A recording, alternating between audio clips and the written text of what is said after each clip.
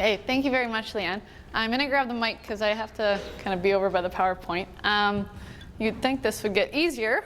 Playing in front of 20,000 people, I still get nervous every time I have to get up in front of a group of people.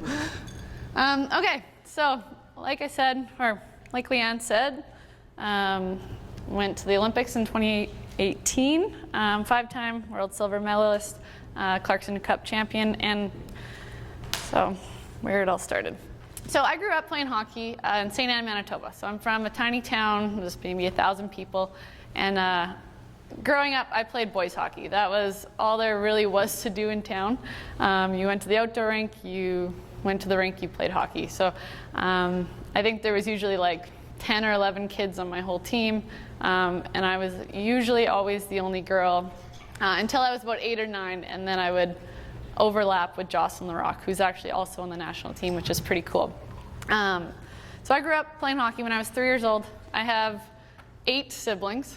So all of them played hockey, which is pretty rare. So I was the 3rd youngest, and so I had 5 brothers and 2 sisters. And so we all played hockey. That was what we did all the time. Dad had an outdoor rink in our yard, and you know, I was going to play in the NHL one day. That was what I said. I remember watching the Winnipeg Jets until I was probably 5 or 6, and then they left. But I was going to be that first girl to play in the NHL. I was a tomboy. I was stubborn. I was usually one of the best players on my hockey team, on a team full of boys. So in my head, why can't I play in the NHL? Why can't I be the first one? If I'm better than all these boys now, I'm going to be better than them when I'm 25, 30. So that was kind of where the dream was sparked, playing the NHL.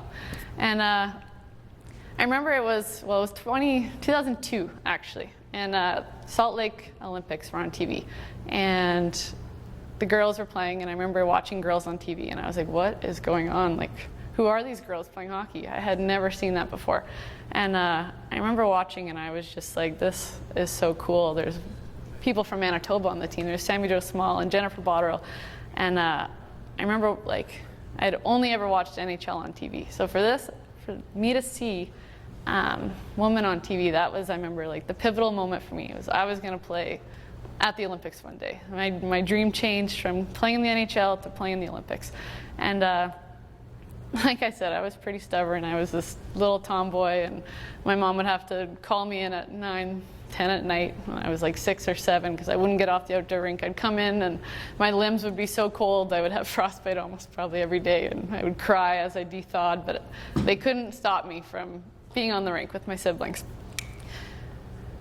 So as I continued to play and get better and better and better, I was always one of the best players on my team. And it sounds cocky to say it out loud, but that was the reality of it. I was also one of the people that had the worst attitudes on the team. I remember I was, you know, always the goal scorer. I was the power play specialist, the penalty kill specialist. If we needed someone to tie up the game, I went out. If we needed someone to win that face-off with 2 minutes left, I went out. And that was my goal my whole life, or that was my role.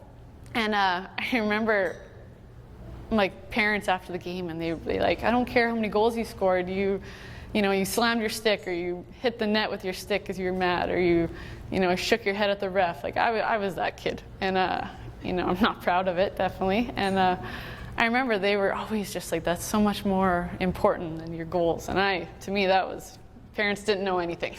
I was like, you guys are wrong. I'm the best player on the team. That's all that matters. And being so talented as I was, I had so many opportunities. Balmoral Hall started, and so that's a women's prep high school. And they started a high performance female team my grade 11 year, and I was fortunate enough to go there and play. Right away I was named captain, which probably shouldn't have been. I was, like I said, had probably the worst attitude. I was not a role model now looking back on it. And then I made Team Manitoba, and we went to Canada Games, we went to Nationals.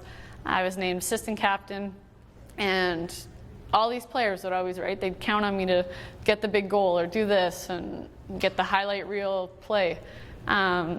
But no one ever came to me if they needed help with something. No one ever came to me if they needed advice. I was not that girl, because I was the teammate that was selfish. I was not reliable off the ice, and I was not a role model.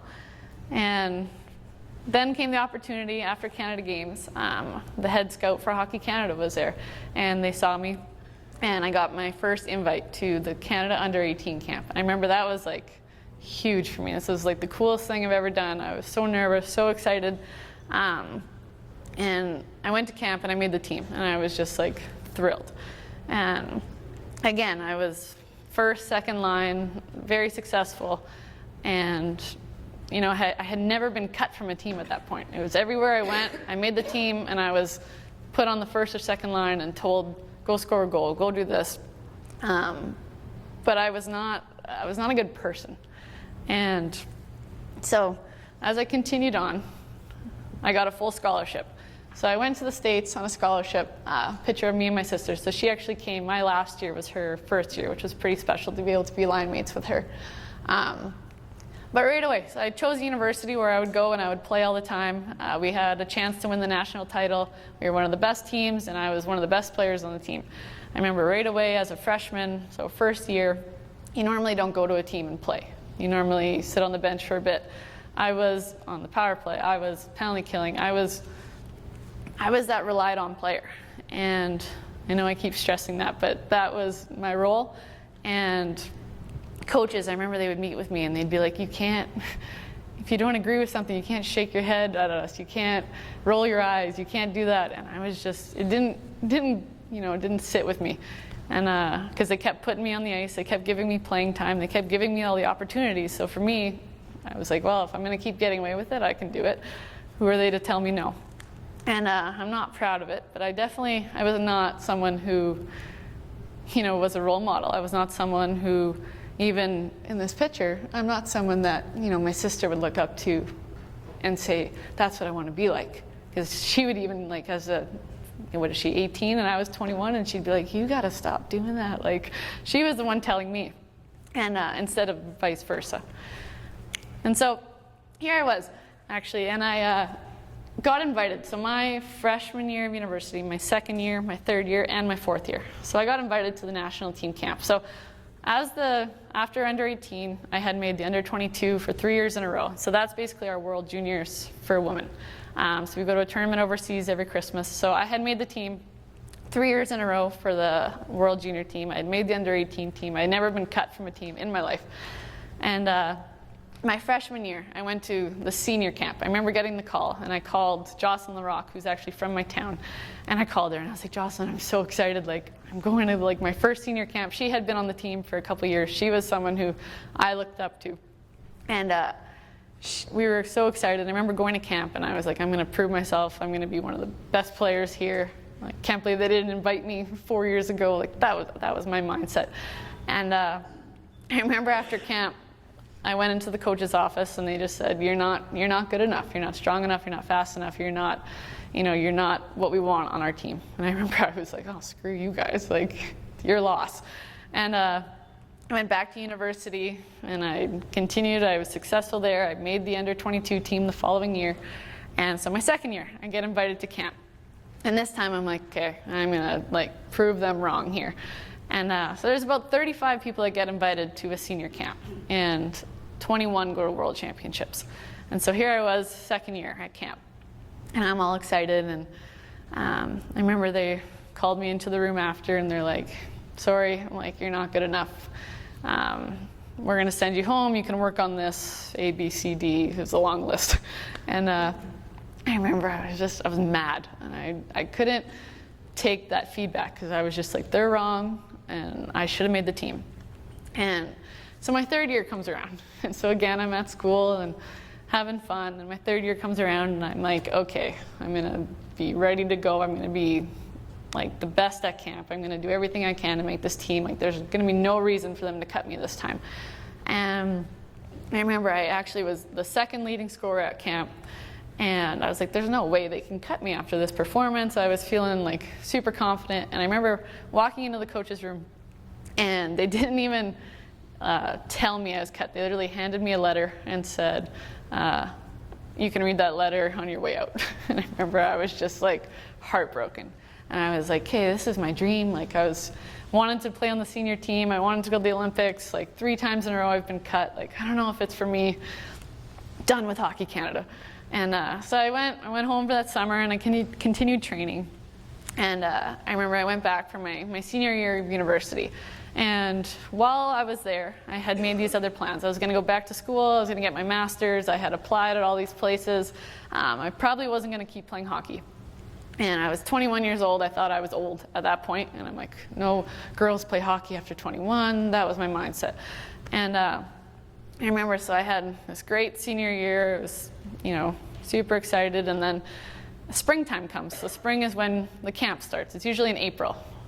Our hockey season ended in March. It's my senior year. I'm 21. I'm finally legal in the States. And I'm like, I'm going to have fun. I'm going to party. I'm not even going to worry about Hockey Canada camp. And so I call my mom and I'm like, I've been invited again, but I'm going to turn it down. I'm not going to Hockey Canada camp. Like, screw that kind of thing. And I was like, I've got cut 3 years in a row. I was second leading scorer last year. Like, there's nothing else I can do. And she's like, I think you should just go have fun with it and like see what happens. And I was like, nope, I'm not going. So I hang up the phone and like within a minute, my dad's calling me. He's like, what is this? You're not going to like Hockey Canada camp. And I was like, Mom, like really? I told you not to tell Dad. And so he calls me and he's like, you're going to camp. Like, I don't care. Just go to camp, leave it all out there, and then you have no regrets down the road. And so I was like, okay. And so this time around, it was a little bit different. Like, I trained hard, but I was way less stressed about it. I just went and I was like, I'm just going to do my best, have fun, and like not really have any expectations. Probably not going to make the team was the way I thought about it. And I remember I went to camp, and I didn't even think I played that great. Like, I had an average camp, and I went into the room expecting to be cut again. And the way they do cuts, so they don't want anyone to see you. So you get a knock on your hotel door at 4 a.m. or anywhere from 4 to 7 a.m. You don't know when it's coming, so you have to be up waiting. And you have to have your suitcase packed, and they bring you, so someone comes and grabs you like secretly. They don't want anyone else to see you.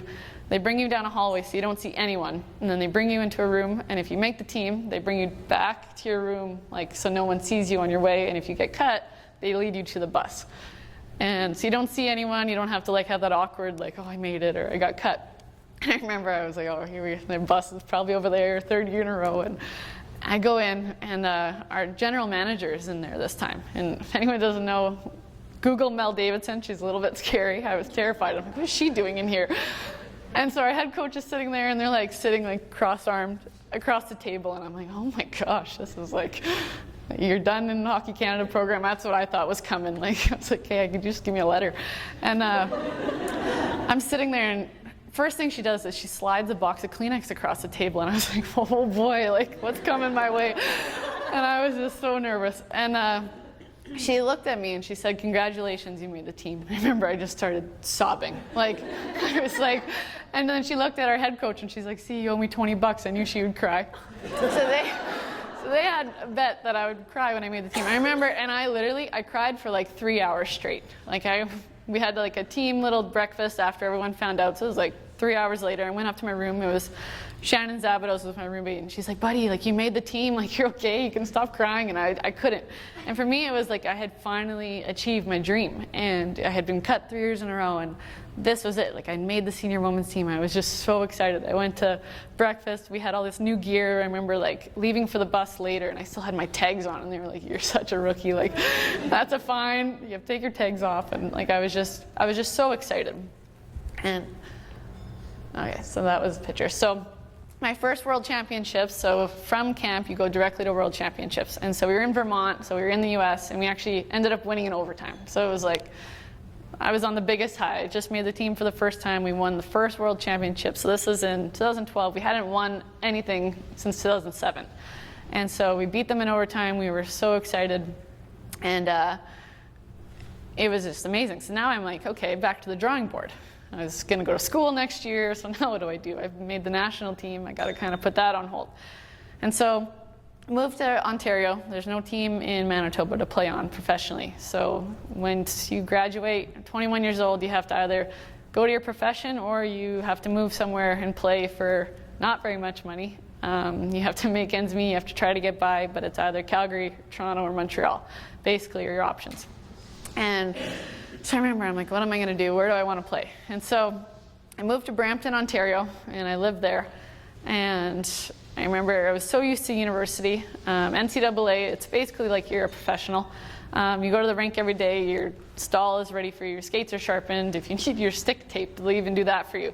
And I remember going to my first practice at 9:30 at night, 2 hours away, and 6 people showed up without a coach.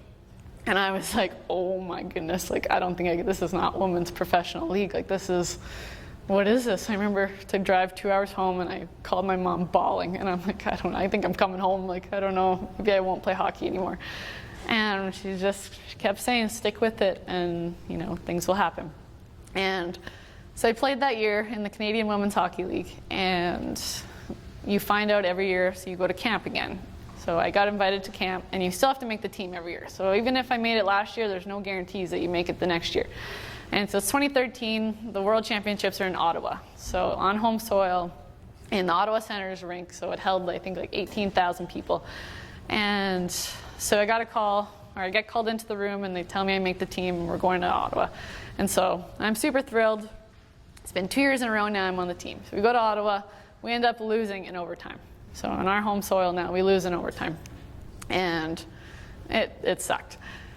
So in a year that's not an Olympic year, you go to World Championships. So when you have an Olympic year, what it's called is centralization. So what centralization is everybody, so you get 28 players, so 28 players get centralized. So they have a pool of about 35 in non-Olympic years, but they narrow it down to 28 players. 28 players have to uproot their lives, move to Calgary, and we literally train from like 8 a.m. to sometimes 9 p.m. You have sports psych meetings, nutrition meetings, you're on the ice for 2 2-hour practices, you have 2 strength sessions, you have to make your own meals at 9 p.m. at night when you get home for the next day. And it is grueling. So we all moved to Calgary, there's 28 players, but 21 make the team. And so we moved there August 1st. The team is named December 23rd, so Merry Christmas. And at any point in that time, you can be released. So they can call you in on a random October day and say, hey, thanks for coming out, thanks for moving here. You didn't make the team, you're going home. And so there's 28 players, 21 make the team. 5 had been cut at this point. And so it's December 23rd, they told us the roster needs to be named. So there's 25 of us left, and they were like, okay, this is your ordered meeting, show up at the rink at this time. They bring you in one door, you don't see anyone, you go out the back door. And I remember thinking, I'm like, hey, this is my competition. I've made the team 2 years in a row, I'm gonna make the team. And this player, I think I'm better than her. This player does this. Like, I was so in my own head, comparing myself to everyone. And I remember going in, and I saw one of the players leaving in her car, like bawling. And I'm like, hey, she got cut, so it means I made it. And in my head, one of the other players had no chance. It wasn't my competition, she was nothing. So I'm like super pumped, like going in my meeting, and I'm thinking I'm gonna make the team. And they bring you in one room, and then there's like a waiting area. And I was like, okay. Someone else comes and pulls you out, and they bring you to another waiting area. So you're constantly just like on edge, like nervous. Am I going to make this team? Am I not going to make it? And I remember walking into the coach's office, and again, there was our general manager and our coach sitting there. I'm like, what is she doing in here? Why is she always in here? And she pushed the box of Kleenex over again, and I was like, okay. And they looked at me and they said, it came down to nuts and bolts, and it could have went either way. And we went with bolts, and it could have been nuts, and there's nothing else you could have done, but we just didn't go with you. And I remember I was just like, I couldn't even process what he said. Like, I couldn't cry, I couldn't even anything. I was just like, so I didn't make the team? And they were like, well, we would like you to be an alternate. And so what that would mean is, so we all flew home for Christmas, and we got to the 26th. So we flew home the 24th. You get to the 26th, you fly back, and there was 2 players injured at the time. And so they said, you're going to be an alternate. You're going to practice and play every single game up to the Olympics when they left end of January. So it was about a month. They said, you're going to practice and play every single game. And then if those players aren't healthy, you're going to come. If not, you stay.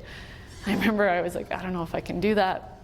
And so I did. I went home for Christmas, and it was just like I was raw. I had no emotion. I was just like, I'm a big crier. I always cry. And my mom, I don't think I cried for a full year. Like, I was like, nothing fazed me anymore. And I remember I was just like, what just happened? I just got cut from the Olympic team, and I didn't want to play hockey anymore. I hated the Olympics. I hated everything. I was so bitter. And January 24th comes. They head to Sochi. I don't go. So I'm like, Mom, I need to get out of here. So a random man messaged me on Facebook and said, hey, come play in Sweden. We have a place for you. And I thought that was a good idea to go. And it ended up being one of the best experiences of my life. But I remember calling my mom and being like, hey, I'm going to Sweden tomorrow. A random man messaged me on Facebook.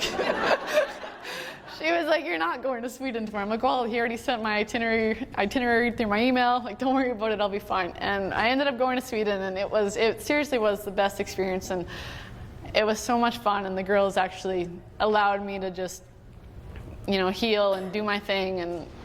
And it was exactly what I needed at the time. And so I remember after that, so February's over, Olympics is over, and I remember I couldn't even watch any of the games. I couldn't anything. I was just like shut off the Olympics in Sweden, did my own thing. And I got home, and it was in March. Olympics are over, everything's kind of settled down. And I got home, and I was like, okay, now what am I going to do? I think I'm 23 years old. Now I'm way too old to keep playing hockey. And that was my mindset. And I'm like, okay, so I'm going to go back to school. I'm going to do this, that. And I remember I didn't train for like 4 months. I didn't open my hockey bag till September. I just stayed in the basement. And I actually had a conversation with my coach, or my strength coach, Jeff Wood. And he said, hey, I think you have more in you to give. And at the time, I remember I was just like, I don't think I do, Jeff. And he said, come with me, train for the summer. And you don't have to skate, you don't have to do anything, but train with me, and we'll at least give you an option to keep playing or not.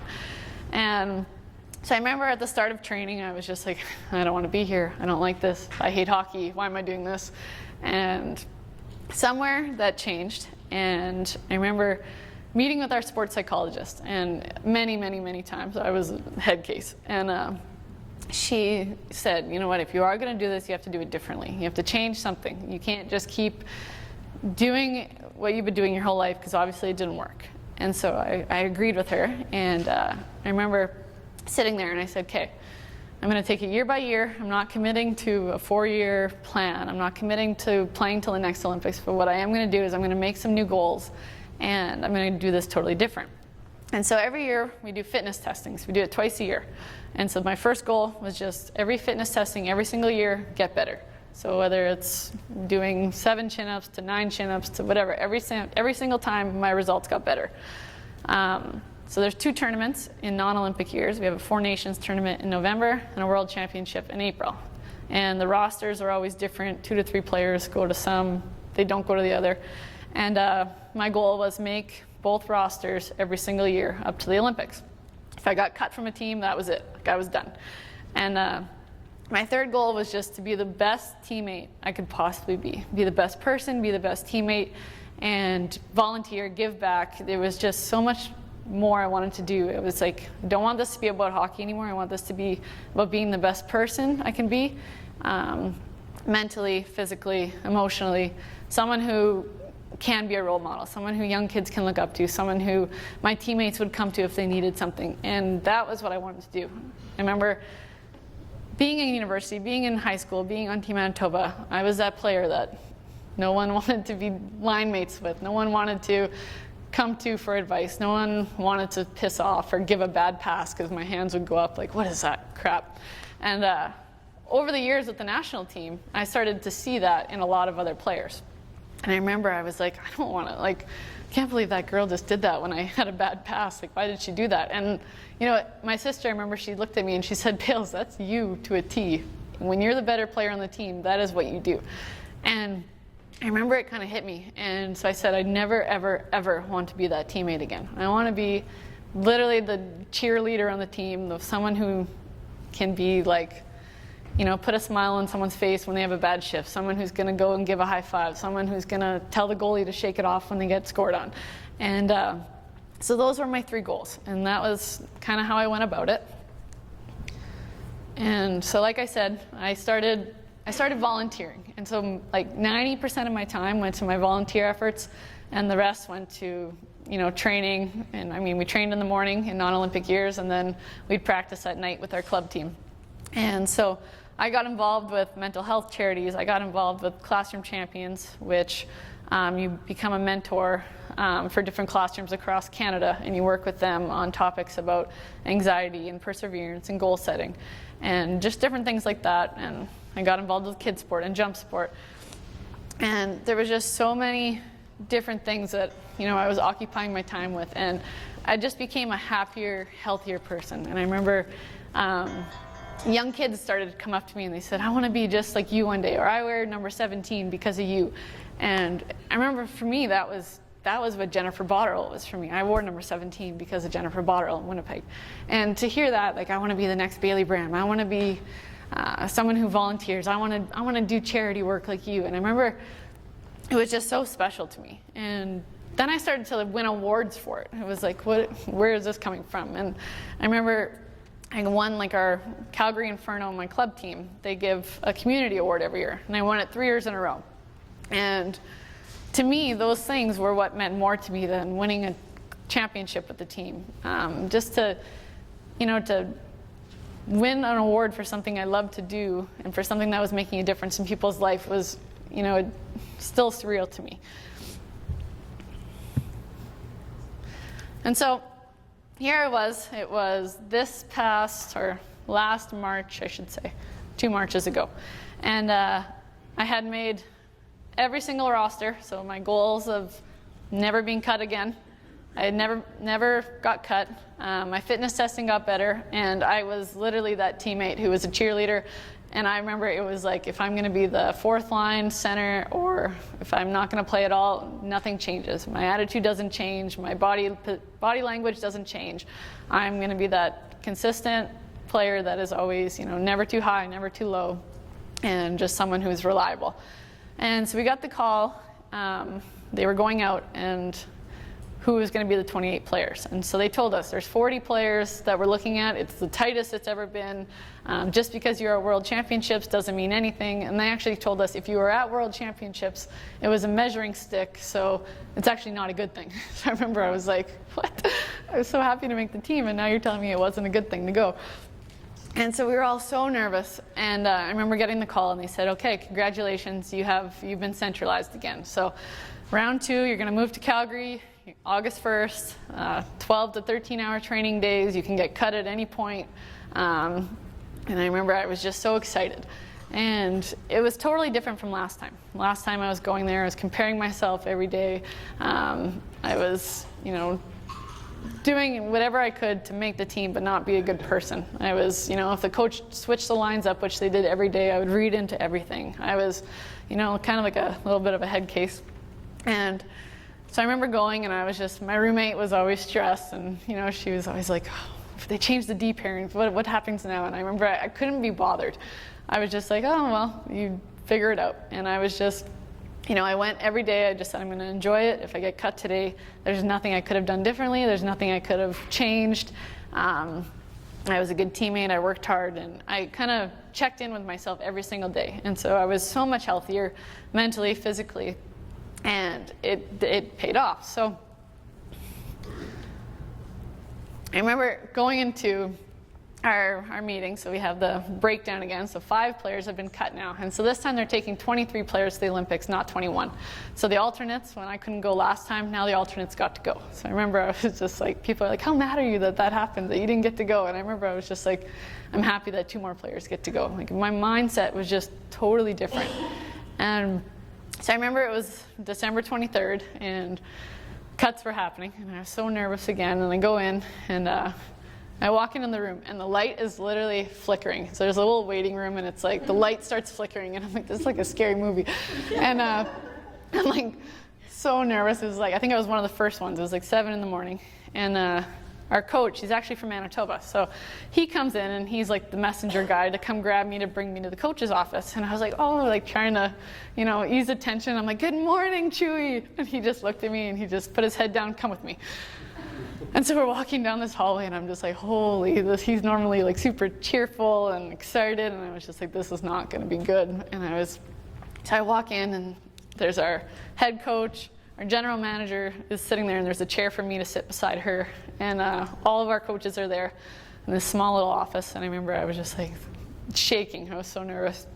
And our head coach is kind of looking at the ground and she's just sitting there. And all of a sudden she stands up and she says, congratulations on becoming an Olympian. And I remember, like, if you've ever seen like America's Got Talent or anything, when they win and they just start sobbing, like the sparkles fall from the roof. That was like how I felt, and I was just like sobbing. I couldn't stop crying. And they started crying, coaches were crying, everyone was just like, it was just like this really emotional moment. And I remember I was just like so excited, and I left my meeting, I called everyone. I remember I was like calling my mom crying, she's crying, calling dad, he's crying, calling grandma, everyone. And it was something I had dreamed of my whole life, and it was finally happening. And so my roommate comes out of her meeting like an hour later, she makes the team.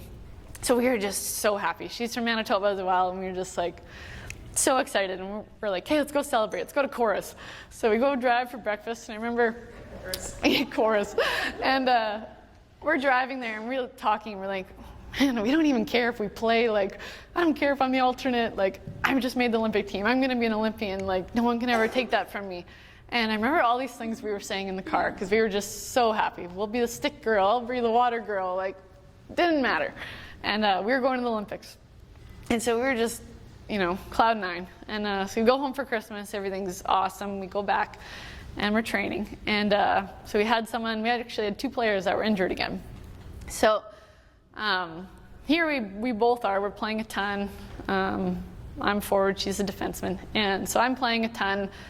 Penalty kill is what, over the years, my role kind of turned into, and like a 4th line grinder, basically, and a penalty kill player.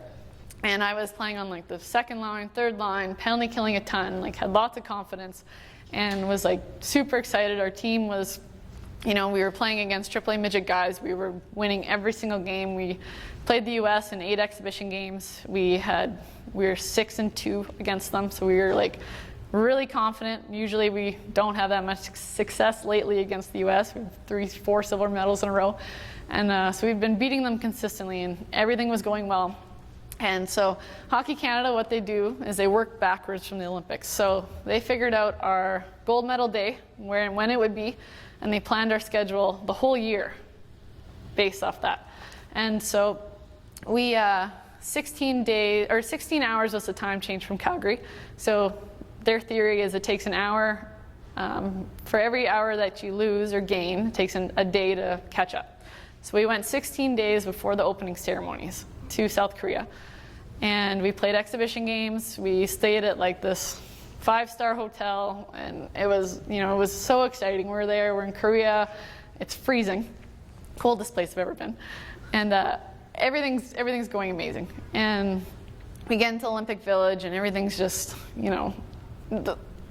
surreal. Like you're surrounded by, Ovechkin, not Ovechkin, but you have the Russian superstars, you have the US superstars, you have Chris Chelios who's coaching the US team. He walks by you, and you have Tessa and Scott are just, in your room at times, just hanging out, and it's just a different atmosphere, and everything is just so neat.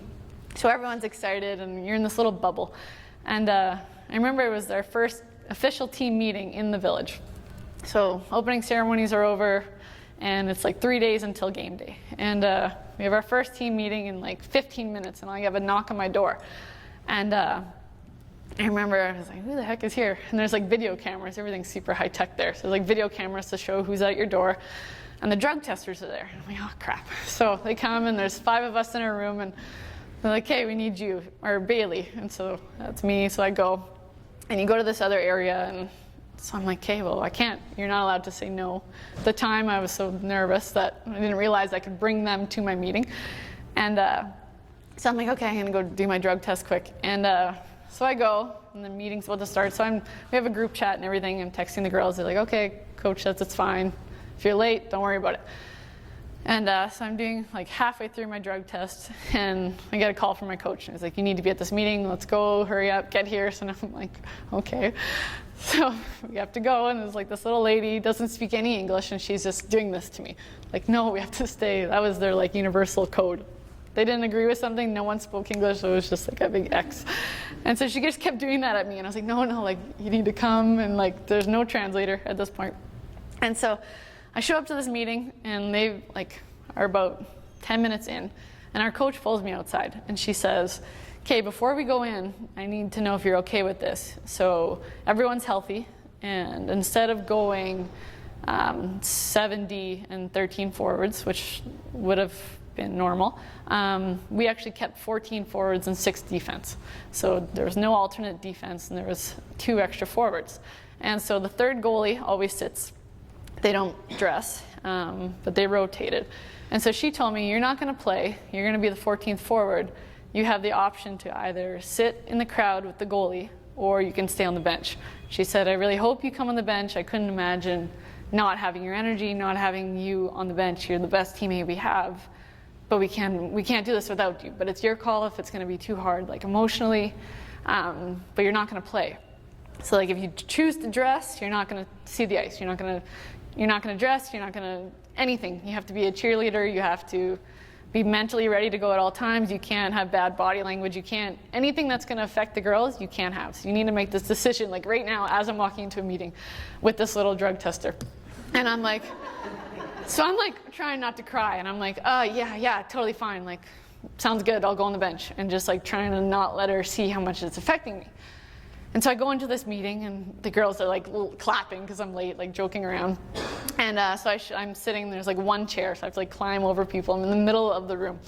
And coach comes in, and she literally puts the lineup up. And she goes, okay, Bailey's decided she's going to be the 14th forward. So girls, isn't that great? Like, she's going to be on the bench. She's going to be cheerleaders. So everyone's staring at me, and I'm like trying not to cry. Like, don't cry, don't cry, don't cry, don't cry. So I'm just like trying to smile, and everyone's like, oh, that's so great. Like, good job, Bales. Like, it's going to be awesome. And like, everyone's excited, right? They're all playing. None of them are sitting. And so I'm just trying to hold it together, sitting in this meeting and like blacking out in my head, really. And I remember, so the meeting's over, and I just like had to go to my room. I go to my room, and so I call my fiance, and I was just like bawling. And I was like, yeah, I held it together, but like, what do I do? And he was just like, Hales, you're at the Olympics. Like, you would have dreamed to do this. Sorry. And he said, this is your dream your whole life. Go and be the best cheerleader you can be. Do whatever you need to do to have your girls win. That's all that matters right now. No one cares who's playing. No one looks at how many minutes people have unless they're a statistician. No one cares about that stuff. He said, take this opportunity, go on the bench, be the best you can be in that role.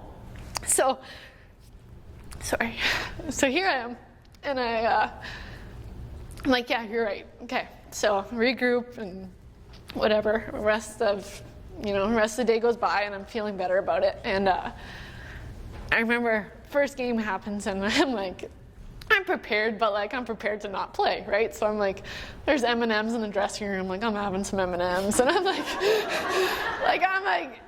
and I'm there, and I'm like, well, all I really have to do is be a cheerleader. Like, I'll be ready if someone gets hurt, but like, we have another extra forward. Like, we have a 13th still in front of me who's gonna go in, right? So I'm like, I don't really need to be that ready. And anyways, it's like 7 minutes into the game, and all of a sudden she hits me, and she goes, okay, you're going. I'm like, huh? Me? And I was just so excited. And I ended up getting like 6 shifts the first game, which I didn't expect. And so I remember I was just like so happy. And next game comes, so that was against the US. So that was, I wasn't expecting to play. So the next game comes, we're playing Finland, and so here I am, I'm like super ready to go. I'm like, she's obviously gonna play me more. We're playing a not as good team. And I did not step on the ice, besides like skating out for warm-up and getting off the ice after the period. I did not get a shift the whole game. And I remember like people were texting me like, why aren't you playing? Like you had 7 shifts last game. And it was like those distractions were what actually made it harder on me. And like, you know, you have my mom and dad who want the best for me, so they want me playing. And you have my siblings who are at home, hey, why aren't you playing? Blah, blah. And like, I remember it was just like emotionally like, okay, I'm just gonna shut them out, not worry about them, and just continue to do what I need to do. And so next game comes and we're playing Russia. And I'm expecting not to play. I'm like, okay, it was the first game of the Olympics, that's why she put me out. Like, it was more like the excitement factor. And then I ended up getting 6 shifts, the 3rd game. And I was like, wow, this is awesome. And it carried over. So the semifinals come and the finals come. And I think I had like anywhere between 3 and 7 shifts, both of those games. And which I was not expecting whatsoever. And so final day comes, and we're all excited to go, and we're doing our normal warm-up, and everyone's like, you know, we're gonna win again, it's gonna be a 4-peat. You know, we've won in 2006, 2010, 2014, the whole year. So we just trained for 7 months straight for this game. This is where we wanna be, this is the moment, and we're ready to go. And everyone knows how that game ended. We lost in a shootout. And I remember it was like, we lost, and we were on the goal line, and we were getting our medals, and it was like, I remember I didn't even want my medal. I remember it was like, we were so disappointed in ourselves, and the whole year we learned, Hockey Canada, the standard is gold. Nothing else matters, and like, I remember to be disappointed to have an Olympic medal, which any individual sport athlete would tell you is like their dream. Any normal athlete who doesn't play for Hockey Canada would be, you know, over the moon. And I remember we were like disappointed. We didn't even want to put them on. Like we were standing on the blue line and we were just like just so sad. And we go into the dressing room. I remember everyone, first thing they did, took the medal off. Some people had it in their hockey bag. Some people had it in their purse. Some people it was right in their jacket pocket. Some people it was like at the back of their stall. Everybody took their medal off. I remember we were sitting there and we were just like, no one said a word, but nobody was wearing their medal. And we were just like, so like, we just let the whole country down. We let every girl down. We let our GM down. We let our coaches down. And so we were waiting for them to come in. We're all terrified. And they come in, and sure enough, the message was, the whole world was watching this game, and you guys basically aren't good enough. We have a lot of work to do, back to the drawing board. And we're just like, we just lost an Olympic gold medal game in a shootout. Like, what else could we possibly have done, you know, differently? We lost in extra shooters. And like it really could have went either way. And at that point, I remember I was just like, disappointed, but I was like, I don't know why. I don't know why I'm disappointed. I shouldn't be. And so we go out, game's over. We go see our parents, and yeah, I remember they all came, and there was probably 100 other athletes that waited for us. And we came out, and they were all like clapping and cheering and like screaming our name. So you have like Scott Moore and Tessa standing there screaming your name, cheering for you guys. You have the whole bobsled team, all the skiers, they're all there, and they're all so happy. We just got a medal for Canada. And I remember we're all bawling, like we're just sad. And our parents are like, where are your medals? Like, where are they? I remember people are like, oh, the bottom of my purse, or left it in my hockey bag. Like, people did not even have their medals with them when we went to the Canada House after. And I remember they were like, be proud, like put that medal on. Like you just won a medal for Canada. And so that first night, I don't think anyone really even wore their medal. And as time went on,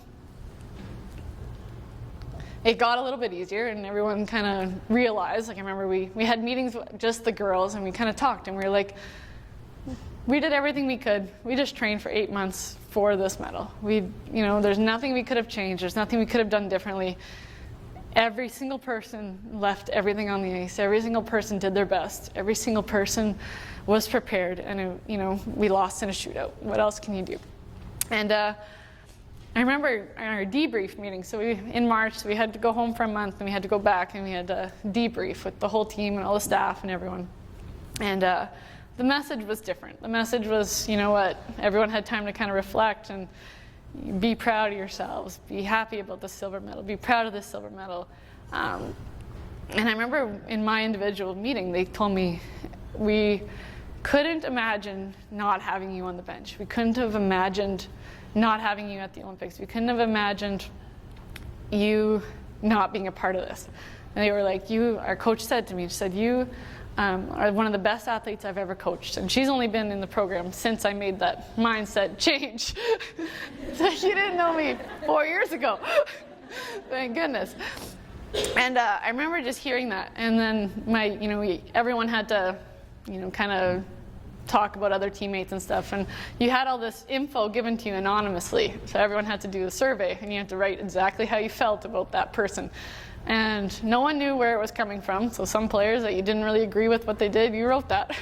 And every single one of my comments, I remember it was just like, best teammate I've ever had, would do anything for anyone on this team, couldn't imagine not having her there, brought so much energy, picked me up when I was down. And I remember reading all those things, and I was like, this is exactly what I aspired to be. This is exactly who I want all these kids that I have been volunteering with for 4 years to look up to. This is exactly, the messages that I've been, telling them, and it became real. It became something that wasn't something I just wanted to, have for myself. It became who I was, and making that mindset, and it allowed me that opportunity to be at the Olympics. Because if I had that attitude that I had 4 years ago, there's a 0 chance that I would have been, for one, at the Olympics, and 0 chance that I would have been given the opportunity to even dress. So they would have said, if I had that attitude, we don't want you on the bench, we don't want you near the team. And I ended up getting 7 shifts a game, 6 shifts a game, basically just because of my attitude and just because my energy that I was bringing. And so to end it, for me, I think being a role model is to be someone who always makes somebody feel like, or makes everybody feel like a somebody. And that is kind of how I strived, no matter what their role was on the team, whether they were a rookie, whether they were, a third goalie, it didn't matter. Every single person brought their best to the team, and that was, the biggest thing for me was to bring the best out of every single teammate, and what could I do to make sure that they're at their best today, and to make sure that, they can do what they need to do to be prepared to play. So that is what I will leave you with. Thank you.